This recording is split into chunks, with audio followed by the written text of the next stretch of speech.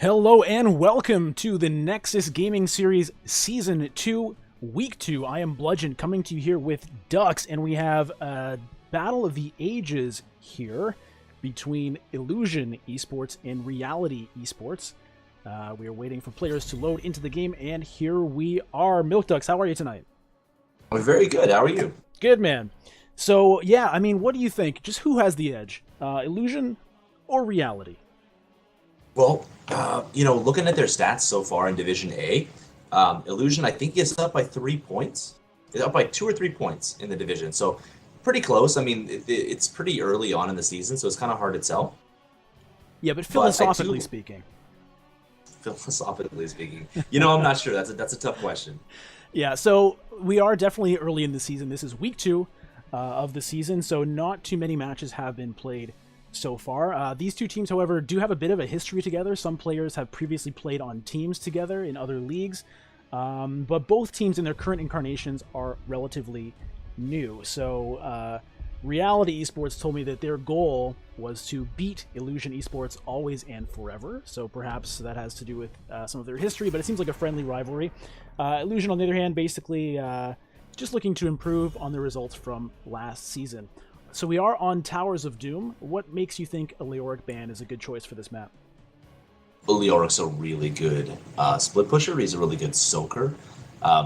He's always been good at that, but then the recent patch has really sort of elevated him to a position that's even better. If you think of like a Murky or something, like what he does is he just is constantly in lane, constantly getting XP.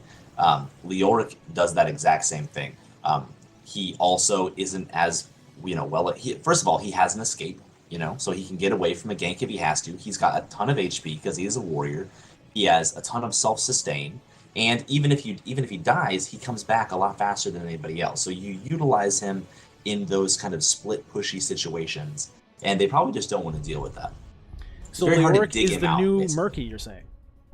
I think in a lot of ways he is. When you put it that way, it does sound very similar. Garrosh banned on the other side. I do want to point out that Illusion Esports is on the blue side here. Reality is on the right.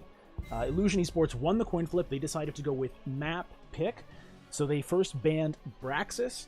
Reality Esports responded by banning Dragonshire, and so Illusion chose Towers of Doom, giving Reality the first pick here. Yep. So looks like Reality starting off pretty strong with Dahaka. He's a great hero. This is a great map for Dahaka. It's a pretty standard first pick here. Nothing super flashy, but it gets you the global mobility that you need. It gets you the soak that you need. He's a great wave clear hero. He's a great ganker. There's a lot of his mobility, like his actual outside of Z mobility, is tied into being able to go through brushes, and there's tons of brushes on Towers of Doom. So he actually can get a pretty decent speed bonus just while he's moving around. So this is a good map for him, for sure. Yeah, Dahaka just really has seemed to be a very top-tier ban or pick, seeing him banned many games before the picks even come out, and if not, first picked. Do you think this is a champion or a hero that is perhaps overpowered? Oh, I don't think he's overpowered. I just think that the situation that you would use him in is pretty broad. He's applicable in a lot of situations. But no, I don't think that he's overpowered necessarily.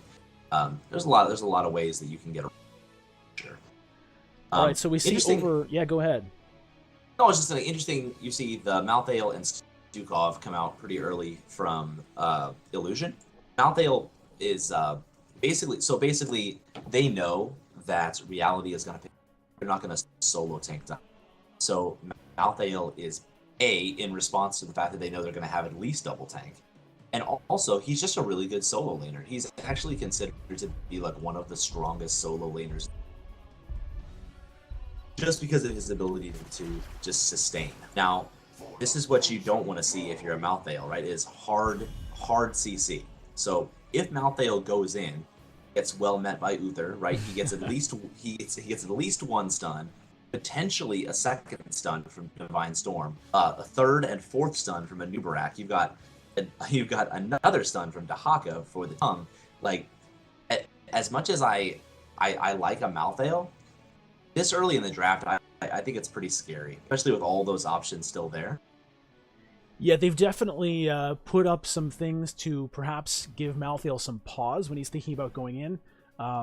Stukov maybe can back him up with a nice silent circle to stop all of those bad things from happening, but the area certainly is limited. So how do you think they can cover this up, given that the Malthael has been sort of counter-drafted in a way? Well, that's a good question. Basically, you can try to create other priority targets that would soak up the CC that reality is going to throw out. So, for example, like if there are multiple big ultimates out that you need to stop, basically a Nubarak would have to choose who's he going to cocoon. They're but then the thing is though, then you basically have to pick someone to sacrifice to the cocoon just to get the Malthael through. And when in reality, like maybe they were just better picks than Malthael to begin with. I like Malthael quite a bit. I think he's really strong. I also think that when people know what to do against him, he can be targeted pretty hard. Like for example, if reality at this point picks up like let's say a tracer, Malthael might as well just not exist. He's just going to get shut down, absolutely shut down. Rhaegar coming in for a ban. Now, we have seen Rhaegar received a few changes in this most recent patch. Some might say nerfs. What do you make of the changes? I believe they reduced the direct healing on his chain heal as well as the range, but bumped up the bounce healing. So every bounce hits for an equal amount now. Yeah, true. So the thing about Rhaegar is that one of the reasons why he's considered so strong is he's one of the only supports left that still has cleanse. Okay, so I believe Brightwing still has it, he still has it, and I think Lily. I think that's it.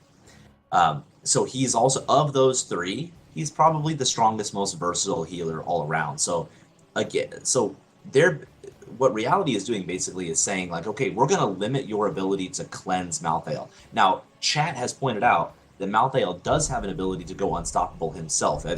He can go, I can't remember what talent tier that is, but he can make himself unstoppable, and that can mitigate some of that CC. That is true. Okay, Right-Wing Vala. So you get double support with the Vala, and that's good. You also, more importantly, you have the cleanse that I talked about. This is the cleanse that's going to help save Malthael when he goes in. Right, and it is also an additional threat, potentially a magnet for CC, forcing that Nubarak to choose. Do I cocoon the Vala? Do I choose the Malthael, which you were talking about earlier? True.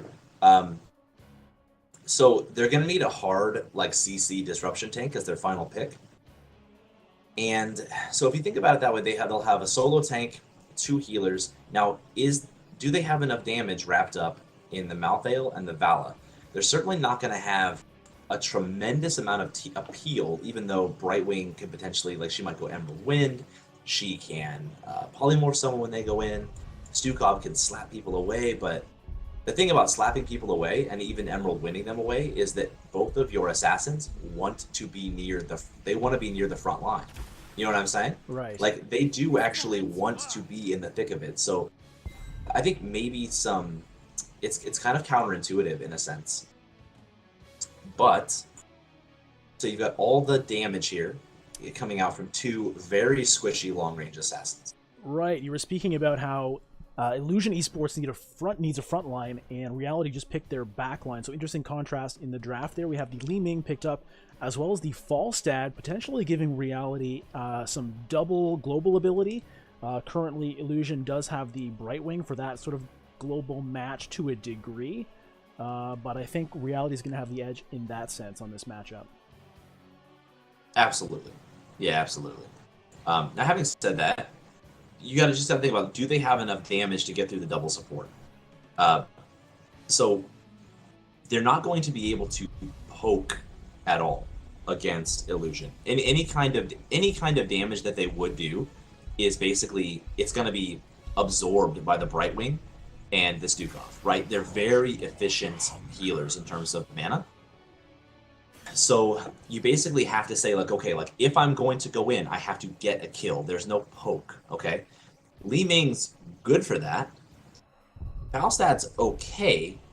Do they have the damage to actually break the double healer? That's my concern. Well, it's going to be very interesting to find out, and we will answer those questions when we get into the game after this short break. You're watching Nexus Gaming Series. We will be right back. Stay tuned.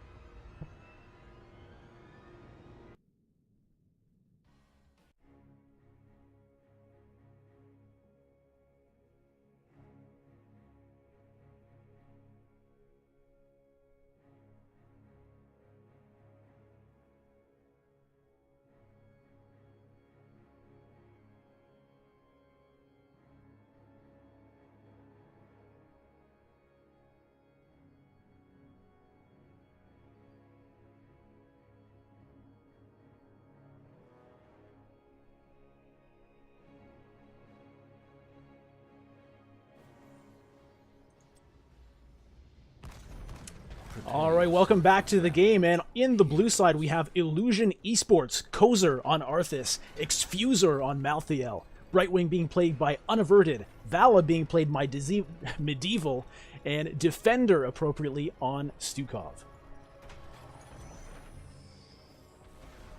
Ducks, intro the red team for us.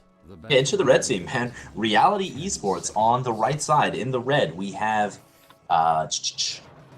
Inafox on Falstad, Needens on Li Ming, Uther is Tay, Dahaka by Real Rad Dad, and then Anubarak played by Magnetic. All right, so we have an epic thematic matchup between Illusion and Reality. We will finally find out which one will prevail, as both teams crowding around the mid lane, positioning for some damage, hoping to get some poke back and forth, no one wanting to be the first to walk away, but so far nothing really done on either side. Right. So we talked about poke a little bit in the draft, and how basically there's no reason for Reality to even attack if they can't get a kill, right? They're only wasting their own resources to do that, because the double support from Illusion is so strong. Magnetic taking a lot of damage on the Anubarak, however, looks like he's going to get out just fine, as we see a split Brightwing just holding the mid lane all by herself at the moment, as 4 members of Reality versus 3 down in the bottom lane. Kozer having to back away there after taking some poke. What do you make of this lane setup? I feel like Reality is going to have to start getting back to lanes, which they are now. The Haka is rotating back to middle. And they are pulling back into it in terms of XP at the moment. So Brightwing rotated out, but as long as she gets back in time to catch the wave of XP, she's just fine, and that's exactly what she's doing right now. Unaverted appears to be Illusion's support player, and Brightwing is his highest played support. So I anticipate that we're going to see some pretty interesting play from him. Okay, the tongue went out. Real Rad Dad was forced to pop his trait to mitigate some of the damage from the tower. That's going to hurt him going into this objective. He's not going to be able to get any essence going into the first phase here. All right, well, we see some people hiding in some bushes here, hoping to get some tasty, juicy bush ganks. Well, you never know what's going to happen here. Magnetic buzzing around this tower just to see what he can get. Yeah, it's a nice in theory, but in the meantime, Reality is dominating the top of this map. Most of their players are there. Well, I take that back. See, Real Rad Dad is taking a lot of damage as he tries to threaten the objective, and a lot of that is just because he was forced to pop his trait, being super aggressive on the Brightwing in the mid lane. So right, not having that for the objective. So far, even one tower apiece for each team. Still contested down the bottom, but Defender does get that channel, giving the initial advantage anyway to Team Illusion.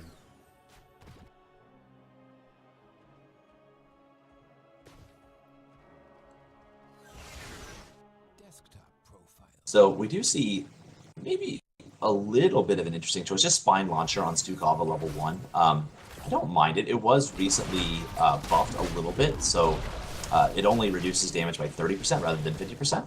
So a little bit more competitive than it was. So I think we'll be seeing that a lot more than we did for sure. Yeah, that's an interesting change for sure, because one of the cool things about Stukov is that big, buffed up, diseased arm really does hit like a truck. So to go to half damage is kind of a big sacrifice, but given that it's not half anymore and could probably get a lot more auto attacks in from range than you would from melee, I can definitely see that being an interesting choice. personally, I do love getting that silent circle to expand, but I guess, you know, different strokes. Yeah, it's not bad. I think I would only ever take I would take the spine launcher under I think two circumstances, right?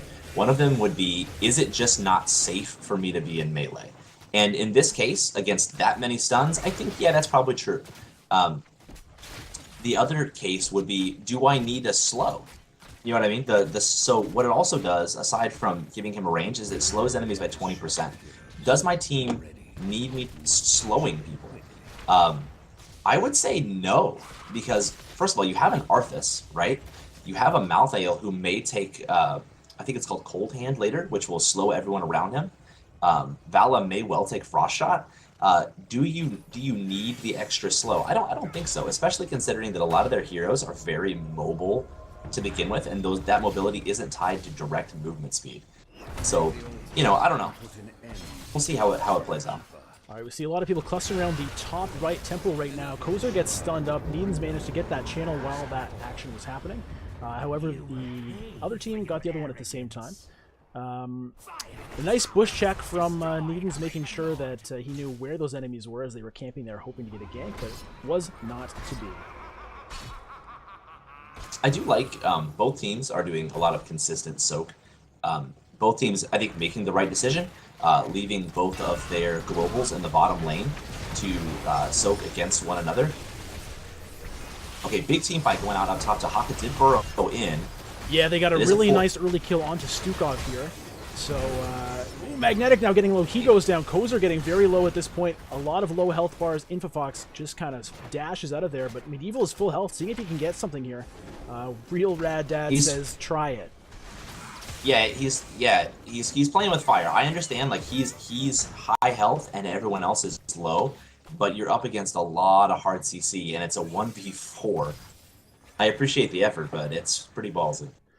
Yeah, in the end, no one managed to quite finish that camp off. We'll see what ends up happening there.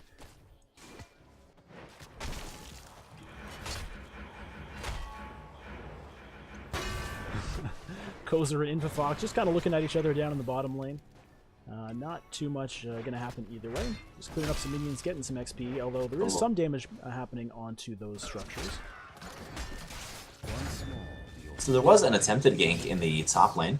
I don't know if you saw, Dahaka came in close while they had Tay and Needens waiting in the wings with extra CC and damage. And basically, Dahaka moved up, tried to get the tongue, but got polymorphed at the last second. I think probably telegraphed his intent a little bit more than he wanted to. Okay, those sappers are going to come in on these top towers and cause some pretty significant damage. Alright, everybody clustering down the bottom lane, and a nice kill onto the Falstad. Team Illusion now. 5 members strong in the bottom lane. Do have some mercenaries of their own to try to push in. We'll see if they can get much done onto this fort. The Dallas stun goes out, but it's not much to be gained there. However, looks like they are going to get this fort. Yeah, they make the right call. Well, maybe. They're trying for... Yeah, there you go. See, for a few seconds there, they had ults and reality did not, and they decided rather than to go in and take the objective, which they knew they were going to get, they wanted to come in and get a little bit extra value out of it by taking the forts.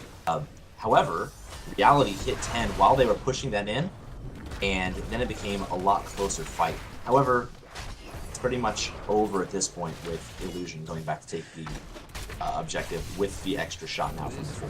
Yeah, Illusion really is trying to get some kills onto reality down here. They had Uther super low body blocking him out, forced him to use his Divine Shield on himself like 2 steps away from the safety zone. So doing a little bit of bullying down there, saying, you know, this is our territory until we decide to leave. When they do now, as they all head back up to the mid lane.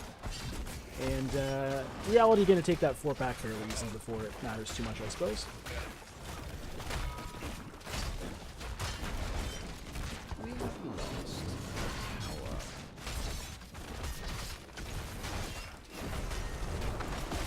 Okay, so we do see the Tormented Souls on Malthael. We had talked about that earlier. Oh, actually, we'll talk about that in a second. There's a good team fight coming out mid. Nice web down on somebody who's going to be kind of surrounded here, but it is Medieval on the Vala. Oh, going after Needs now, just getting very bold in the back. And he got to it, but make something happen. Vala does go down. I think Val did the best she could given the situation. Really got cocooned in the middle of the enemy team. Was not able to get out. Almost was able to put the kill onto Needon's Li Ming. However, it did not work out. And we see the Vala fall. So it's a nice swing of momentum in the favor of Reality Esports. Currently using that to snipe that left mercenary camp while they have the opportunity.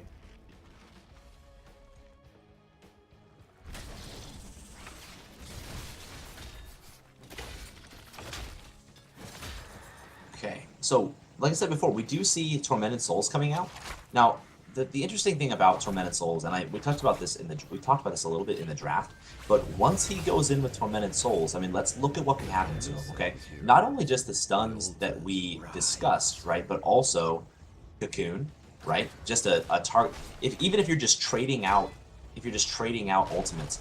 Tormented Souls has a 100-second cooldown compared to the 60-second cooldown on Cocoon. All right, we see a big engage happening down bottom. Magnetic initiated on the Nubrak. Already have somebody webbed up. We've got the Infafox push out there. Falstad kind of going for disengage, but the root does happen onto Reedus, who backs away. The CC is flying back and forth for both teams. We've got stuns, we've got knockups.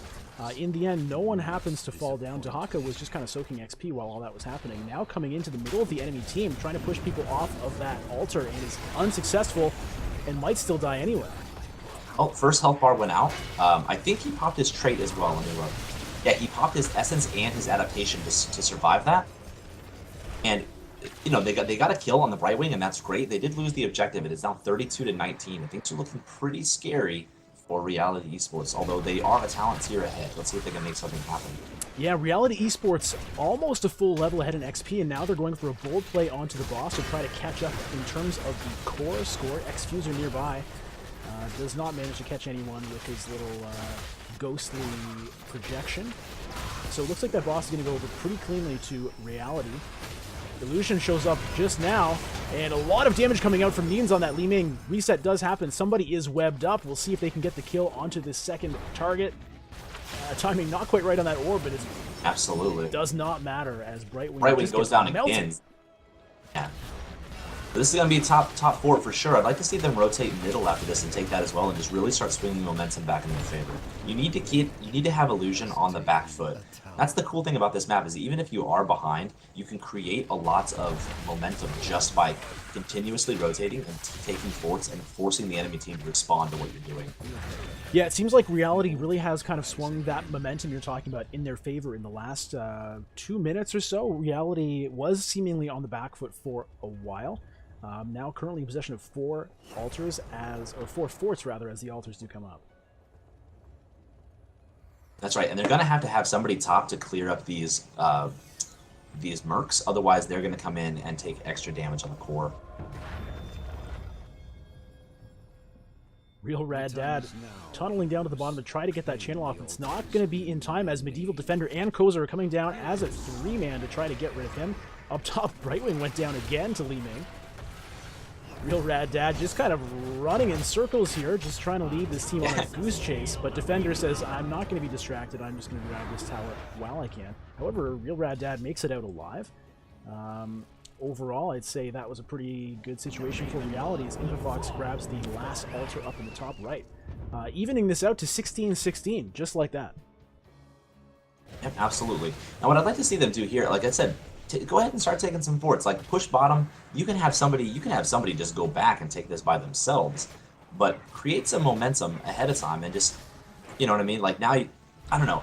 There's an order of operations that I think you have to consider when you're doing things like this. You can easily just take the fort and have one person go back and take the merc camp if you want.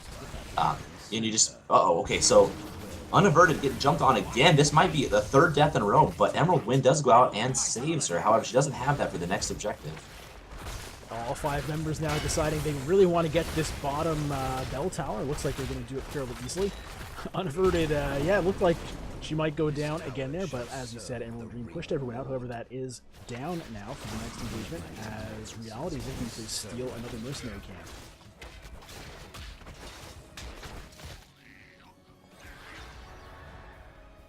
What can Illusion do to kind of flip this pressure back into their favor? It's a good question. They're on the back foot right now, so when the next objective spell, first of all, they need to get 16. I think that's the big thing. Just get yourself on an even talent tier, and then look for a favorable fight, or just even an even fight, and try to spin things back around in your favor. Looks like Reality is really trying to get these sappers across that line. I don't know if they're going to be able to pull it off. Okay, so there's Fox pushes everybody away. Yeah, the instant you see that Tormented Souls go out, you're either going to get cocooned or you're going to get gusted, and that's exactly every single time. And this is what I talked about in the draft about just what's he going to do? What value are you getting out of Malphite? Well, the cocoon was actually disposed of fairly quickly. Now Magnetic getting very low, manages to knock up 4 people. Malthael goes down, gleaming, firing purple lasers at people. How the health bar is getting low. Looks like Illusion is still going to recover and take this fort as we see members of Reality move back to grab those altars. That's right, Reality's going to get both altars. That's going to put him down to, what do you think, less than 10.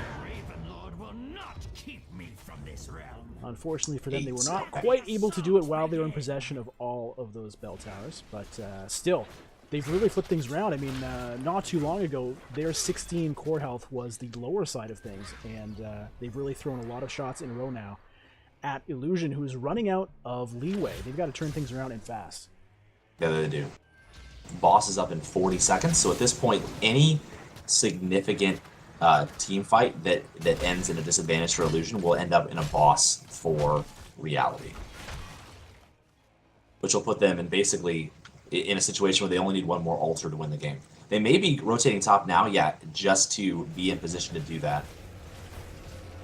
Unaverted often being in a position where having to defend solo against lots of members of the other team, and this time Brightwing just backs off.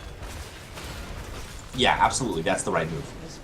Like, if she got picked at this point, then there would be nothing they could do to contest the boss. Right now, can they contest the boss? I think so. They could get in there. Brightwing could potentially Emerald Wind everybody off. I don't think they're going to have time. No, I don't think they're going to have time either. Stukov could also slap them off, but you're right. I just don't think there's time. They did that really quickly, had it timed perfectly, had the plan set up probably a couple minutes in advance there. Real Rad Dad taking a lot of damage, but Exfuser now having to run away, getting a nice heal to bring him back up to a reasonable health level. But no one goes down. Souls. And altars are back already. 4 core health remaining only on the side of Illusion Esports. And we have... So you do see a pause go off. Defender looks like he dropped. So Stukov is a bot at the moment. Right. Now, we would have to imagine the Defender is a much more capable Stukov player than is Stukov bot, so hopefully he can get back into this game quickly. Let's take advantage of this to look at the state of the map as it is right now. All members alive on both sides. 2 heroics down on both sides. And the altars are spawning in 20 seconds. Illusion is in a bit of a desperate situation here. Yes, they have to get... Frankly, they have to get both. Okay? If Reality can take either objective, they win the game. So Illusion is in a pretty desperate spot right now. You're right. They haven't won a team fight in a good 5 minutes, and now they have to win a big team fight just to stay in the game. It's not going to win them the game, but just to stay in the game. And it does look like Unaverted is getting picked on again, but he is going to get out this time. However, there goes Stukov.